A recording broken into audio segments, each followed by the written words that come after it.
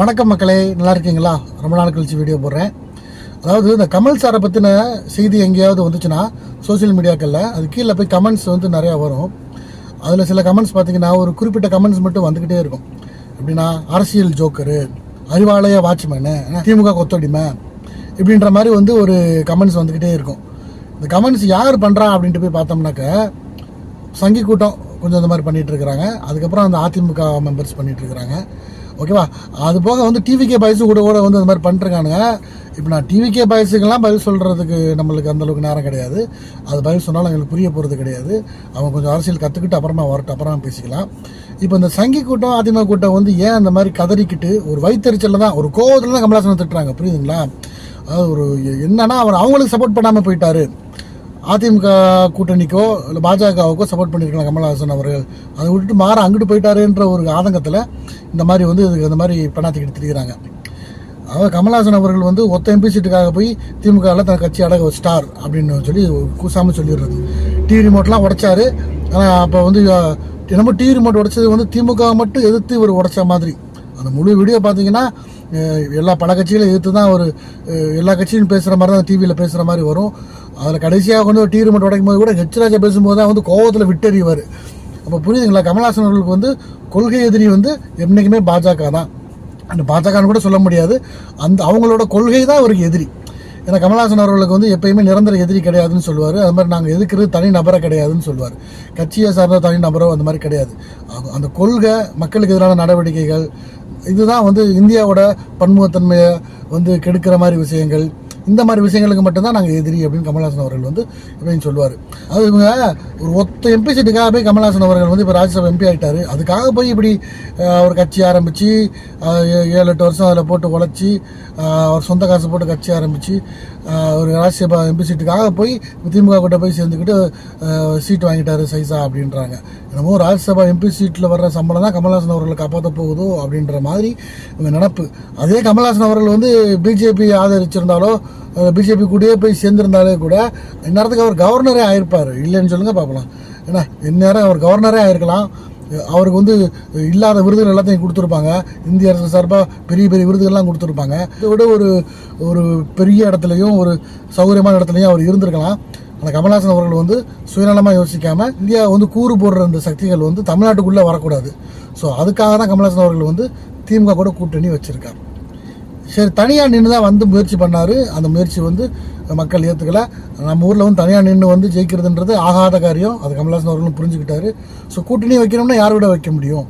அப்போ திமுக கூட மட்டும் தான் வைக்க முடியும். அதிமுக கூட கூட்டணி வைக்கலான்றீங்களா? அதுவே கொண்டு போய் அவங்க அதிமுகன்ற அவ்வளோ பெரிய கட்சியை தூக்கிட்டு போய் பாஜக அடக வச்சுட்டாங்க. அதை பற்றிலாம் யாரும் பேச மாட்டாங்க. கமலஹாசன் அவர்கள் திமுக கூட்டணி வச்சதை மட்டும் அடக வச்சுட்டாரு வாட்ச்மேனு அப்படின்னு சொல்லிக்கிட்டு, இன்றைக்கி என்ன எடப்பாடி அவர்கள் ரொம்ப ஆளுமையாக அவர் கூட்டணி கட்சி தலைவர் நான் தான் எல்லாத்தையும் முடிவு எடுப்பேன், எல்லா கூட்டணி யார் யாருக்கு எவ்வளோ பங்கு நான் தாண்டா சொல்லுவேன், யாருக்கு எத்தனை தூக்கி நான் தாண்டா சொல்லுவேன் தைரியமாக சொல்ல முடியுமா? அப்போ யார் அடிமை, யாருக்கு அடிமை? அது தெரியாமல் கமலஹாசன் அவர்களை நீங்கள் சொல்லிக்கிட்டு இருக்குது.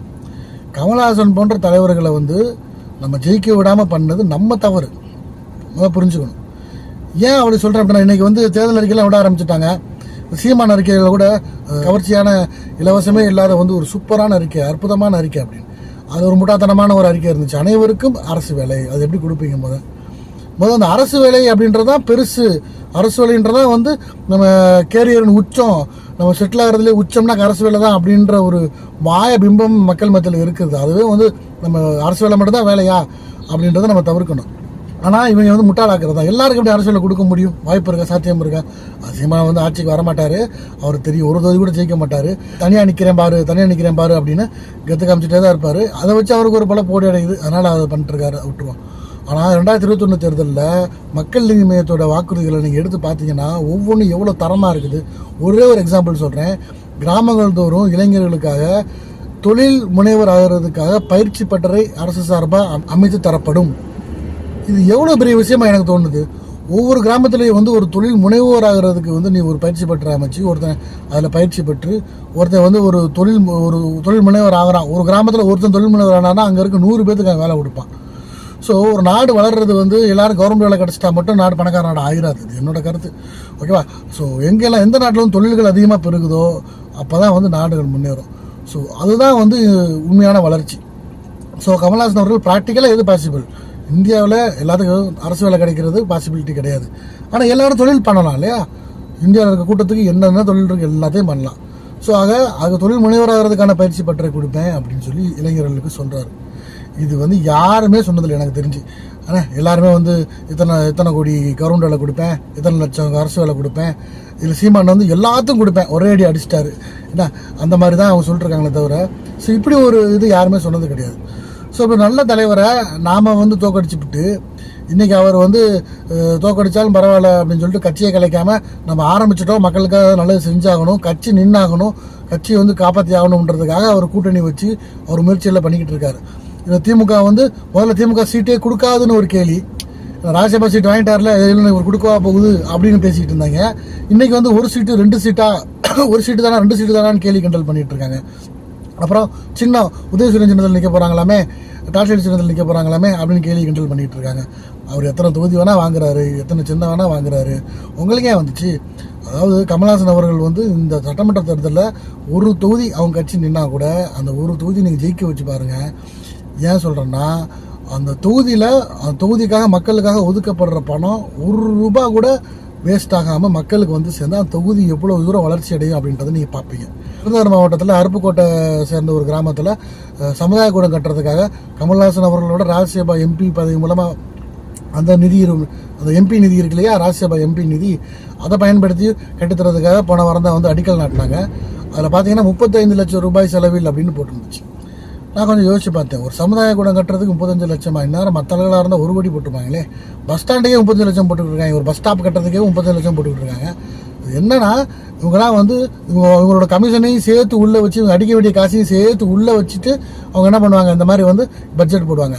ஆனால் கமல்ஹாசன் அவர்களுக்கு அந்த காசு தேவையா? அவர் வந்து அது வந்து அவர் மக்கள் காசு மக்களுக்கே தான் கொடுப்பாரு. 35 லட்சத்துலேயும் சமுதாய கூடம் கட்டலாம், ஓகேவா? இவங்க தான் வந்து அதிகமாக செலவு பண்ணி, மற்றவங்களா இருந்தால் அது 1 கோடி ரூபான்னு போட்டிருப்பாங்க, 80 லட்சமாவது போட்டிருப்பாங்க அட்லீஸ்ட், போட்டு மீதியெல்லாம் அவங்க எடுத்துக்கிறதுக்கு தான். ஸோ ஒரு நேர்மையாக மக்கள் காசை மக்களே கொண்டு போய் சேர்ற தொகுதியை பார்க்கணும்னா நீங்கள் மக்கள் நீதி மையம் எங்கே நிற்குதோ அந்த தொகுதியை கண்டிப்பாக ஜெயிக்க வச்சு பாருங்கள், உங்களுக்கு தெரியும்.